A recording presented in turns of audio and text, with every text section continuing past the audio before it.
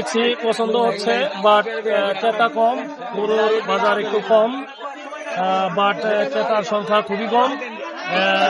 গরু বাজারে প্রচুর পরিমাণে গরু আসছে, কোনো অভাব নাই গরু। এবারকার গরুর বাজার অনেকটাই ক্রেতাদের সাধ্যের মধ্যে আছে। এটা কেনার উপর নির্ভর করতেছে, কেউ দেখা যায় যে কেনার ক্ষেত্রে কম বেশি হইতেছে, কিন্তু মোটামুটি এভারেজ বাজার হচ্ছে যে মানুষের সাধ্যের মধ্যে। মোটামুটি যে বাজার আছে, আলহামদুলিল্লাহ যদি গরু কেনা যায়, ভালো গরু কেনা যাবে। আমি যা দেখতে পাচ্ছি বাজারে অনেক গরু উঠেছে এবং যারা কিনবে তাদের আনাগোনা দেখছি। আমি নিজে আলহামদুলিল্লাহ কুরবানির জন্য একটা গরু কিনেছি 1,68,000 টাকা দিয়ে। তো আমার মনে হচ্ছে আমরা 1 বছর আগে বিগত কুরবানির ঈদের সময় গরুর যে বাজার পেয়েছি তার থেকে বেশি মনে হচ্ছে না। আমার কাছে মনে হচ্ছে গরুর বাজার এবারে 1 বছর আগের মতোই আছে।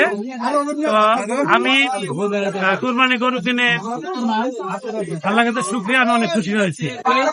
প্রচুর গরু উঠছে এই বাজারে, আর গরুর দাম মোটামুটি ভালো আছে, আর কৃষকরাও মোটামুটি ভালো আছে, অনেক গরু বেচা কিনে চলতেছে আলহামদুলিল্লাহ। গরুর দাম এবার তুলনায় অনেক ভালো আছে, গতবার তুলনায় এবার গরুর দাম অনেক ভালো।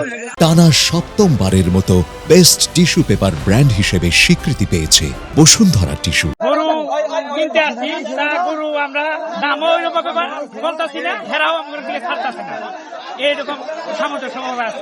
কয়েকদিন বৃষ্টি থাকাতে আরো গরুর হাট ভরা হয়েছে, গরু আগামী বুধ, বৃহস্পতি এবং শুক্রবার হাট চলবে। তো আজকের হাটে ক্রেতা বিক্রেতারা মনোরম পরিবেশে স্বাচ্ছন্দ্যে ক্রয় বিক্রয় করছে। এখন পর্যন্ত কোনো অপ্রীতিকর ঘটনা ঘটে নাই, আশা করি আর ঘটবে না। যারা বিক্রি করতে এসেছেন, এখানে যারা পশু নিয়ে এসেছেন, তারা তৃণমূলের মানুষ, কৃষক। তারা কুরবানির ঈদে গরু বেচার জন্য লালন পালন করে সেই গরু হাটে এনেছে। এই হাটে কেনাবেচা খুবই সুন্দরভাবে হচ্ছে। এই হাটের সার্বিক নিরাপত্তার সুন্দর ব্যবস্থা করা হয়েছে, প্রশাসনকে অবহিত করা হয়েছে। এখানে আনসার নিয়োগ দেওয়া আছে, সহ আমাদের ভলান্টিয়ার সার্ভিস আছে। সব মিলেই এই ঐতিহ্যবাহী কুরবানি পশু হাটটি ক্রেতা বিক্রেতার জন্য অনেক ভালো একটা পরিবেশে বেচা কেনার সুন্দর এক হাট।